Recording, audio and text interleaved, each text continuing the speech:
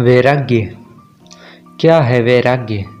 आज इसी के बारे में हम चर्चा करेंगे। काम, क्रोध, लोभ, मोह, अहंकार वे अनंत इच्छाएं जीव को इस माया और भ्रम में उलझा लेती है। दान, दया, त्याग, अहिंसा, पुण्य और जीव मात्र की सेवा मोक्ष का मार्ग, जिसे आपने अलग संप्रदाय जातियां का नाम देकर और अधिक उलझा दिया है। एक समूह के लोग दूसरे के जीव और शरीर की हत्या को अपना धर्म समझते हैं। इस तरह की माया के वश होने पर मोक्ष या ईश्वर का इन राक्षसों को कौन सा मार्ग मिलेगा? सांसारिक जीवन में मनुष्य एक भ्रम में जीता है कि माया धन दौलत, शान शौकत, महल हवेलियां और चमक धमक की मान और प्रतिष्ठा का साधन है। यही भ्रम इंसान को अहंकारी बनाता है, जो मोह के बंधन से बाहर नहीं आने देता। लेकिन ऐसा संभव नहीं है कि ये सब इंसान को प्राप्त हो। जब इंसान को अपनी इच्छाओं के अनुरूप जीवन में धन या कोई कार्य न हो, तब वह क्रोधी हो जाता है।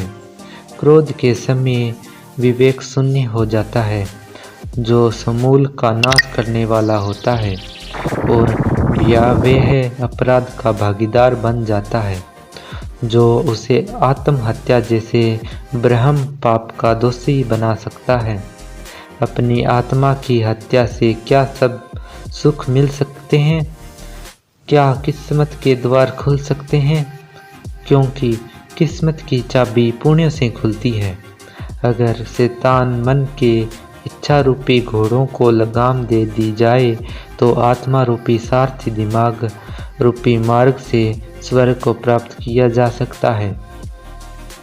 धन दौलत की मान प्रतिष्ठा मृत्यु पश्चात समाप्त हो जाती है, लेकिन संत फकीर और महान विचारकों की बिना धन दौलत, महल हवेली, चमक धमक युगों युगों तक मान और प्रतिष्ठा बनी रहती है, और मोक्ष व स्वर्ग के द्वार हमेशा खुले रहते हैं।